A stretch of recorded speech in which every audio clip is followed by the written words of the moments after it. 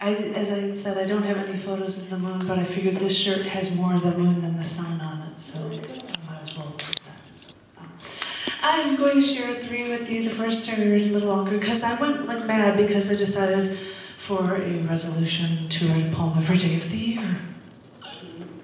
And so, some are short, like the ones from the last 2 days, and some are long. And this is why I went through every kind of moon thing I possibly could. And so, I'd like to prepare you for that one. This one, which actually also has Instagram images. I was talking with the feature. She's like, oh, everybody does these things of having video. And I said, yeah, I even do Instagram photos to go with parts of poems when they're too long to fit on a poem. But this one was written on July 8th because on July 8th of 2011, that was the launch of the last space shuttle mission. So I incorporated that in the moon somehow, so brace yourselves. This journey carries a certain gravity, heavier than the pull of this planet. Seemingly as heavy as the burden that President Reagan felt after the Space Shuttle Challenger disaster. This journey will not mark the end of our lives, but it will mark the end of an era of the space shuttle, of our opportunity to make the choice to come closer and commune with the moon. In our turbulent and glorious 30-year history, this final voyage is not only the end of the space shuttle era, but also the end of my private love affair with seeing the moon from this most unique opportunity, location, and perspective. Most people say the Earth is humbling to view from the space shuttle, but I believe that our moon, that beautifully elusive orbiting cloud chunk of rock that used to be a part of our Earth, this moon takes on a different realm altogether when seen outside of our trusted atmosphere. There's to distract and distort our view of what we are truly meant to see. Because, sure, on Earth we fall in love with the moon and moonlight, but when you're in space, between the Earth and moon, your love for this closest solar system relative draws you closer than any earthly gravitational bond. Thank you. It's hard to hold things and be like, this is Instagram. What? This one I forgot to print, so I have to show it off of my laptop here for you. This one was written on the 9th of July because that is the day that Saturn happened to be closest and brightest to Earth, because Saturn was opposite the sun as seen from Earth. It was really cool, sorry. Called A Vastness of Just the Right Moon. Some may say they're in love with our moon. It locks our tides and regulates our weather.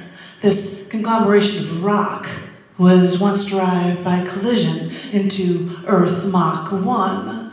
This moon is the only interstellar object humankind has walked on. But really, when it comes to love affairs with a moon, for astronomy-minded types like us, we still have to fall for Titan, Saturn's moon, that most closely represents and resembles Earth during the origins in this solar system.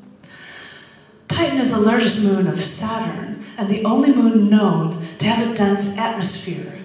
Titan's climate, which has wind and rain, creates dunes, rivers, lakes, seas, and deltas. Is this starting to sound more and more like Earth?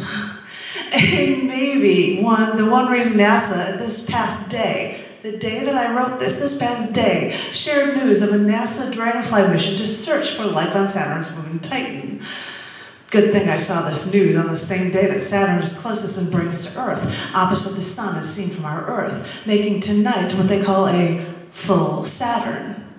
Now, this means that tonight is the night I have the unique opportunity to see a different moon, one orbiting with the rings of one of the most majestic planets, the one moon that shares so much history, that shares so much of a story like our own home. And When you're looking across the vastness of outer space, finding something out there so much like your own planet's story, well, that has to put a twinkle in your eye, and it reminds you how easy it is to fall in love.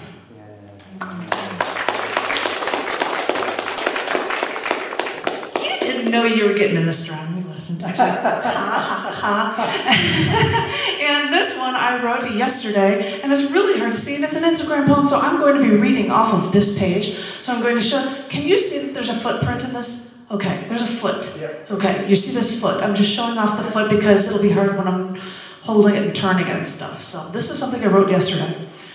Here we go. Just past dusk, my bare foot stepped straight through sawdust. I saw the ridges, shadows, contours of my foot. I thought about the boot print, now enshrined on the lunar surface. Those ridges, shadows, contours. And on a night like this, I'll bask in the moonlight, and then I'll dream. Yeah. Thank you.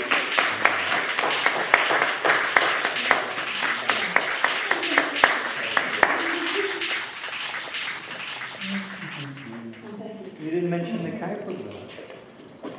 Well, there aren't many moons in the Kuiper belt. That's true. So I don't have any opportunities. There aren't? Sharon is a moon, although they're almost thinking it's a